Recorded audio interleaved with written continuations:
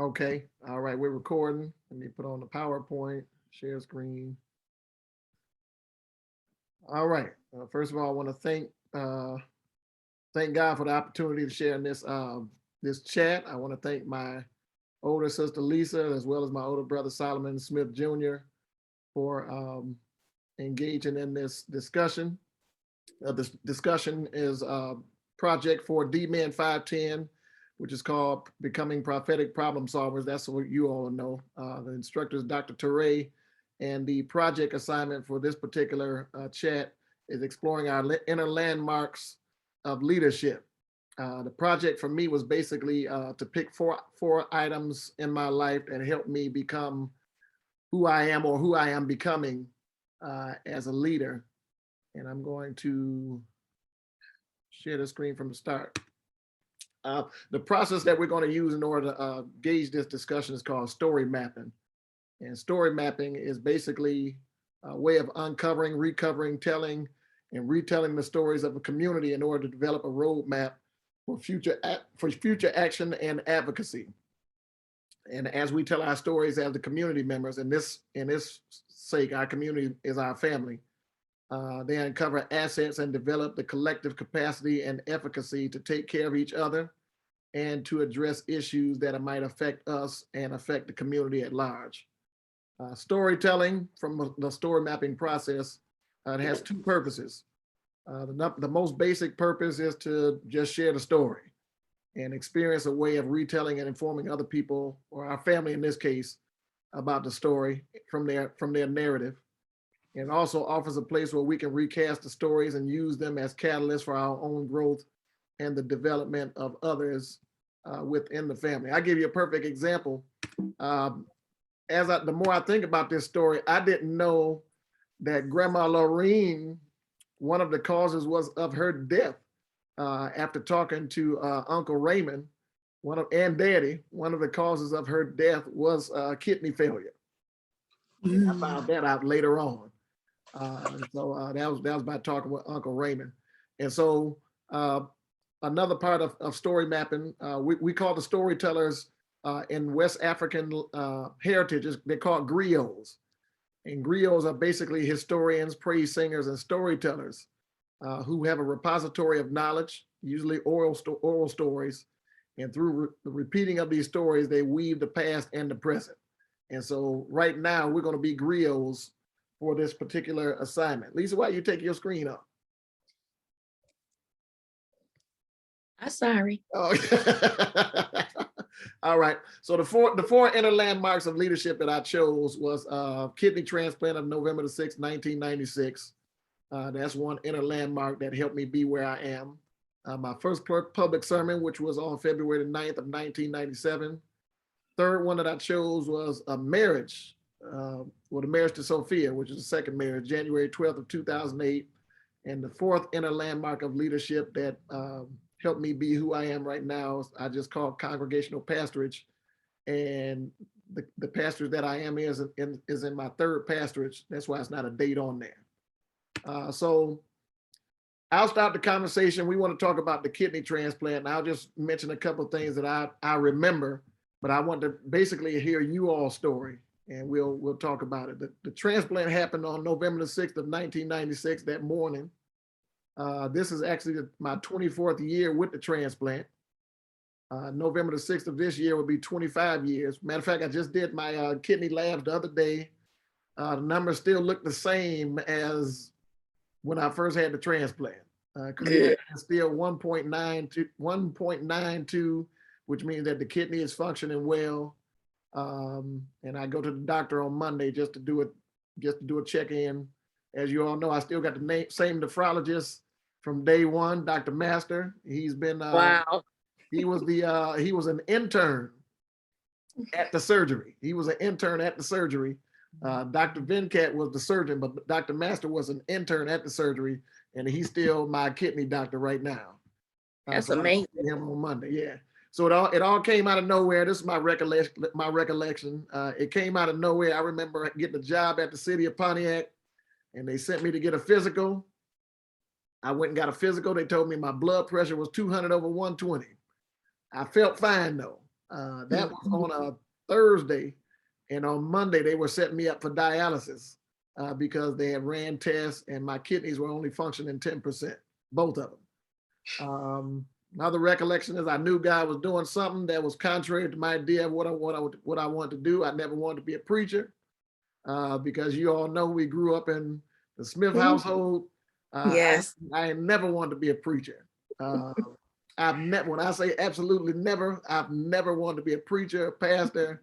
That was the farthest thing. I did my best to run as far as I can from it, wind up being exactly what I didn't want to do. But I knew this kidney transplant was God's way of pulling me towards something that I did not want to do.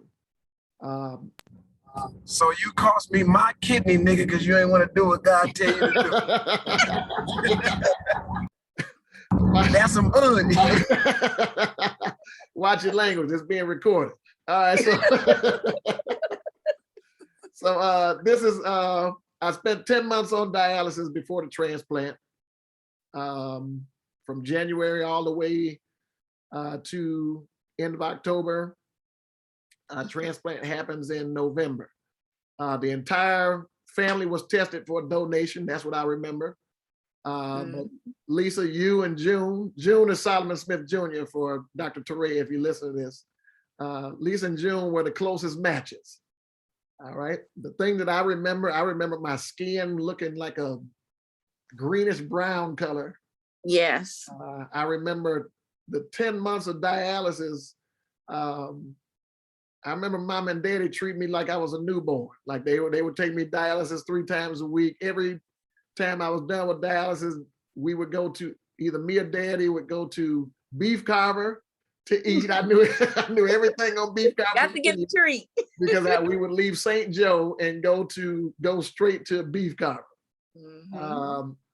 So that's some of my recollection. I want to hear y'all's side of the story though. You know, you may have your own narrative of how this thing was going down, what you remember, what you saw, some of the dilemma of it, the problem of it, the solution of it, and you know, just feel free to jump in.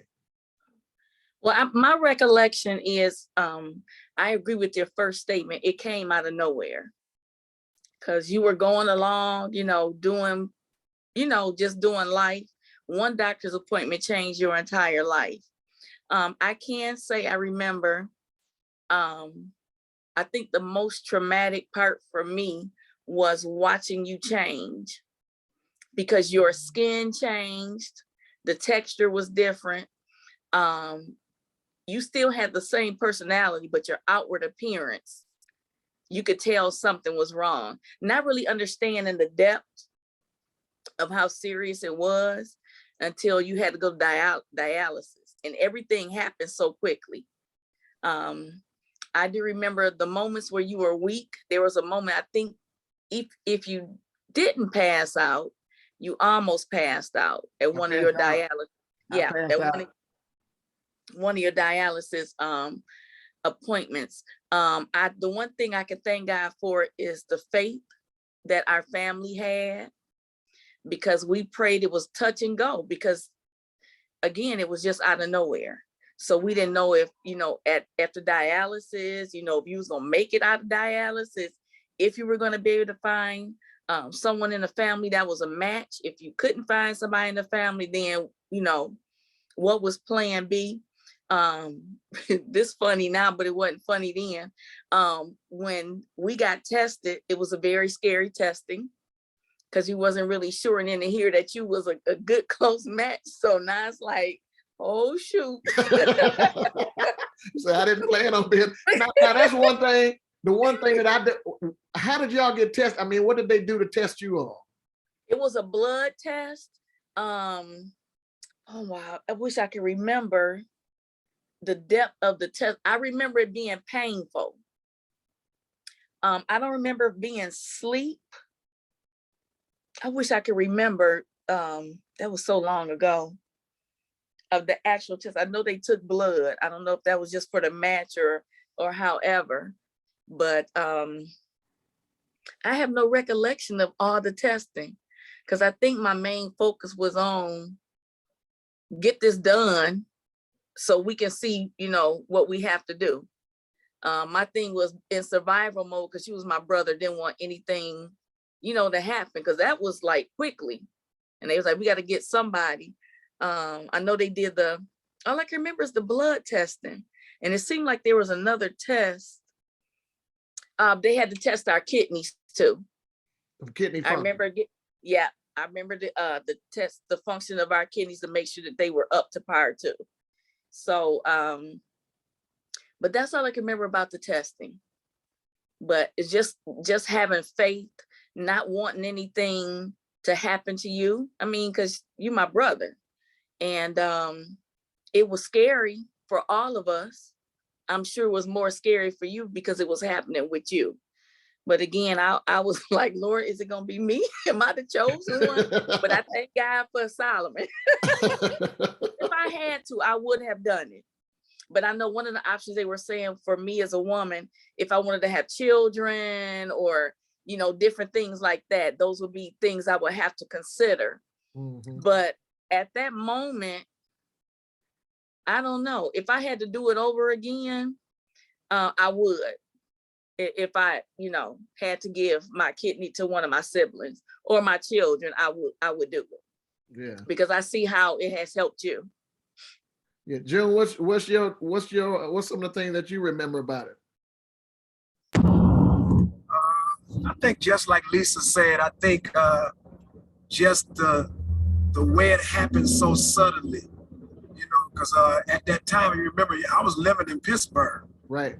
So I was in Pennsylvania. So, you know, when I first got the news, because you remember I used to come see you at school and we used to kick it and all those type of things. So I really didn't take the severity of it until I came home and see you on dialysis. Because usually every time I see you, it might be something wrong, but I mean, you usually come out of it and everything okay.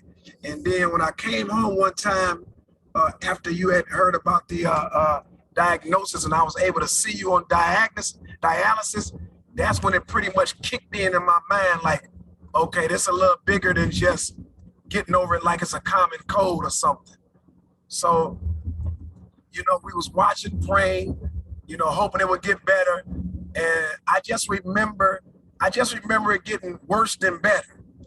You know, not just the diagnosis, but I remember seeing you digress. I remember seeing your skin change and just things change. And I think that's what got me more than anything. Me and Daddy had a long talk about it. And, you know, as the family came up and got their testing, you know, and it just seemed like I was the black sheep at that time, but God had already prepared my heart for whatever I had to do because you was my little brother. And regardless, you know, I seen you in the most helpless and vulnerable state that I ever seen you in. And I just couldn't live with myself, you know, not making whatever sacrifice I had, everything within my will to do my best to make sure you was all right. So, I mean, that was my whole take on it, you know. It was a little nerve-wracking because after I had the closest match, and I don't know if you remember, we had to go see people that had kidney transplant before, and we met with them and talked with various people. And man, it was some people that was messed up behind that transplant. Yeah. You know, it was really eye-opening. I mean, it was some people, I don't know if you remember that. I still remember that gentleman that he was on that medicine and he had hair all over his body from him having to take that medicine continue so that the kidney would function. So there was always a concern that there, you know, and they talked to me and you alike, there was always a concern that it's not 100% sure, you know, that it would function correctly, you know, and the doctor you talking about, he always reminded me, he said, I don't want you to take it the wrong way if it doesn't work out, because there's a possibility, there's a small percentage that you could donate that and it doesn't work. But, you know, he kind of comforted me and consoled me by saying, you know, pretty much people are born with one kidney and this is a common operation. So it happens often. So, you know, it was encouraging, but, you know, you just didn't, it was one of those places you didn't know the outcome. But that's when, for me, that's when the upbringing of Daddy kicked in. Yeah. You know, because Daddy always been one of them types that, listen, he gonna sacrifice for the family. So even though there was a thought there was a faith that Daddy distilled in me that I knew what needed to be done if I was in that position. So when it came, I mean, I pretty much was ready. I ducked out of it for a while because I had to get my business in order. But you know, when it was time to handle my business, God had literally gave me a calmness over myself to go get it done. And the miraculous thing about it is God saved me and you out of that situation, because I was in a real dark place in my life at that time, you know, and didn't know how to get out. And so God, you know, he healed us both. He delivered us both and put us both into a place of prosperity and deliverance through what he allowed. So for me, at the end of the day, after I seen it all play out, it just took my concept of God to a whole nother level. How he set that whole thing up to deliver me and you both. You know what I'm saying? And look where we are now. So at the end of the day, I don't have no regrets. My remembrance, like I say, is just seeing you at that place of vulnerability and helplessness. And when I seen you at that dialysis that time and that you passed out, I was like, whatever, if y'all need me, I do whatever it takes. Yeah. Because I remember, Dan, I don't know if you remember, you was unsure if I was gonna come at first. Yeah, So I didn't think you. I was unsure. I didn't think you were coming. I told Daddy, I was like, man, I don't think he gonna come. Yeah. I remember you was crying that day. We was young back then. We talking about we men that, but I remember you was crying. You was like, Daddy, he ain't gonna come. But I remember Daddy said he coming. Yeah, yeah. Daddy kept saying that. He kept. Yeah. Well, you know, I wasn't. You know, the tears. You got to mute your phone because you echoing. Yeah, I think, man, I was crying more so. Not that I, you know, because if you didn't come, I'd have understood it. Because, man, this is like something that's you about to get part of your life, you know, something on a risk of something that may or may not work. So it wasn't. Then it would have been me. Yeah, no, it wasn't like I would have been. It wasn't like I was upset. Yeah. You know, my mind was thinking more like, okay, how I'm gonna face the rest of life like this. You know, it started clicking in my mind that, hey, you know how when you got to face some things and you finally get to the point where you just say, hey, let me figure out what I got to do in order to handle this. It was more that thing of, you know, me wrestling with myself, saying, man, you know, if nobody do nothing, I still gotta try to figure this thing out. Yeah. But Daddy, like you say, Daddy just kept saying, no, he coming. He coming. It was early too, man. I think it was about 6 a.m. Yeah. Everybody was on edge a little bit, like, okay, is he gonna show up? Is he not? But Daddy had that strong faith. Irregardless, even if you were felt like you were, you know, the dark moments for you and how it saved you, the faith that Daddy had, I don't think Daddy's faith ever wavered at all. If it did, he never showed it. Never showed it. No, and I never saw it. He was 100% confident. No, he was sure. I mean, there's even times during dialysis, man, Daddy would always say, hey, man, don't worry, everything gonna be just fine. That was his motto. I don't care. I mean, you remember how he would be in the hospital when he was, you know, leaving this world. That same demeanor. Yeah. You know, he didn't waver. I don't even ever remember seeing him crying. It was like it was well with his soul. I think most of his crying was him leaving us here, but not him leaving. Yeah. That was the strong faith that he always shared with us. So. Yeah, June, you was about to say something, I think. No, I'm just listening, man. Again, it's just a testament, man. We had a God-fearing father and a dedicated man of God that distilled some things in us that we really didn't realize until, you know, we got in certain scenarios, how much he had embedded in us to deal with certain circumstances. Because, you know, like you say, even in a situation when Daddy had more confidence in me and I had myself, and it was just because he raised me the right way and he knew that at the end of the day, I would make the right decision. Yeah. And he never wavered at his faith at God, but he also never wavered at the way he raised us to handle situations. Yeah. I always thought that he had to you know, Daddy have a funny way of talking you into doing stuff that you really don't want to do. And after you So like, I thought he put one of them tactics on you, man.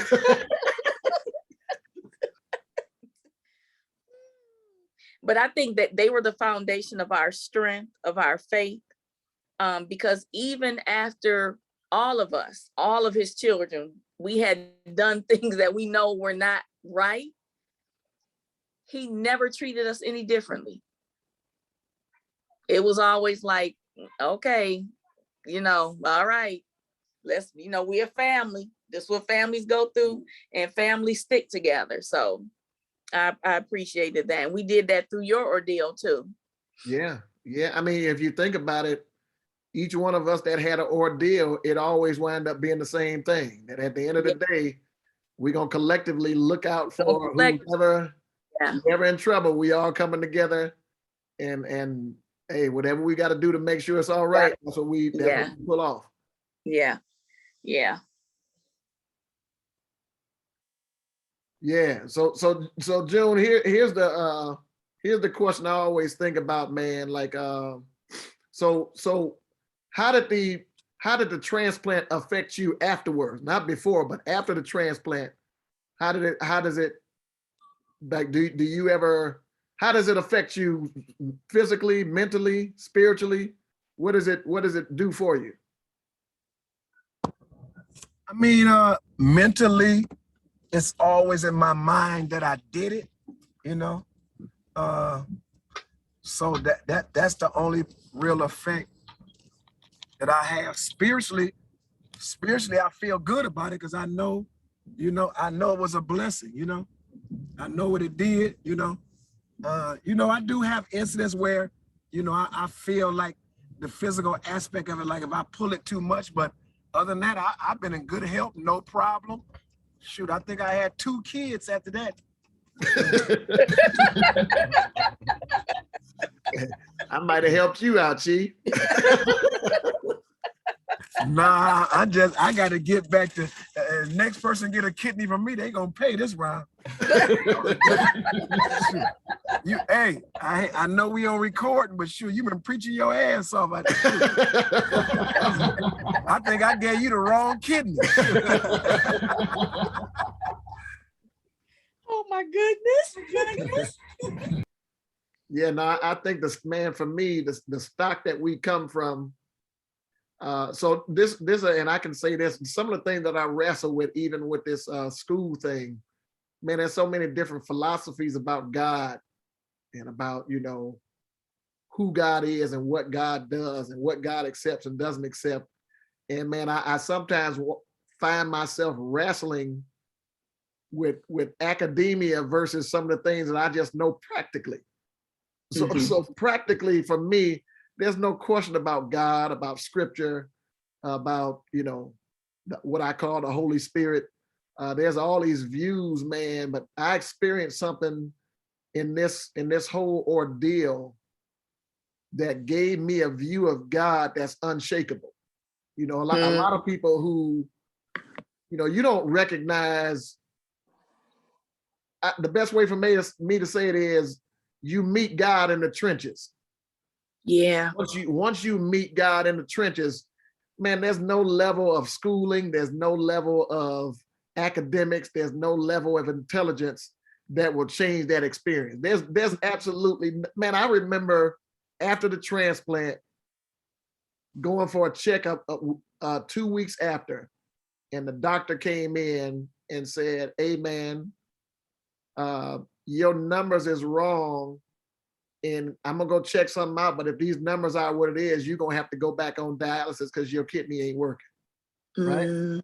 Man, the doctor shut the door. I remember this like it just happened right now. And this is what make me, people who don't know God, I'm like, hey man, you just haven't experienced the right trench. Man, the door shut, and the voice of God came to me just as strong as the doctor was sitting in the room. And God said, "Are you ready to do what I told you to do?" And and I'm, you know, there was no question for me if it was God or not. I knew who it was. I knew it was God. It wasn't in no, it was a male voice. I knew it was God. And God said to me, you ready to do what I told you to do? And I wind up thinking about dialysis. And I was like, man, oh, okay, God. Because I knew I had to preach. That was it. I wind up saying, okay, God. The doctor came back in the room about 5 minutes later and said to me, Mr. Smith, I want to apologize to you. I was looking at the wrong chart. Your chart is good. That's that suddenly. So it's like yeah, that's powerful right there. Yeah. For me, man, when you meet God in the trenches like that, there's no question. All the book knowledge and all that stuff will never take away that experience I had. And that's why I call it one of my landmarks of leadership. This is why I do what I do right now. That experience is the cause of me being and doing what I'm doing right now. Mm-hmm. Well, I'm glad you accepted that call. Yeah, because them numbers was off. I am too, because you wasn't getting no other kidney. Yeah. Y'all want to add anything else before we get out of here? Any thoughts or? No, I wanted to ask you, how do you feel? You asked June, how did he feel after? Like, how do you feel after? You know what? I still have a lot of, so like for instance, every day I might take, let's see, morning. I still take like 15 pills a day. Lately it's been more added, like I have to add supplements like magnesium and iron and vitamin D. Still go to the doctor every 3-4 months, just for a checkup. Do blood work, make sure everything is in order. Some of the more current issues I had, like I had a blood clot in my leg. So now trying to figure out, whether it was the medication that I take that caused that or something else. Right now you got to think, I'm 25 years in. Yeah. When I first had the transplant, they told me it probably wouldn't last no more than 5. Yeah. Yeah. And so I'm 25 years in, man. It's people that was on dialysis with me, man. They gone. Yeah. They gone. And so here I still am. So I don't take it for granted at all. I count it to me.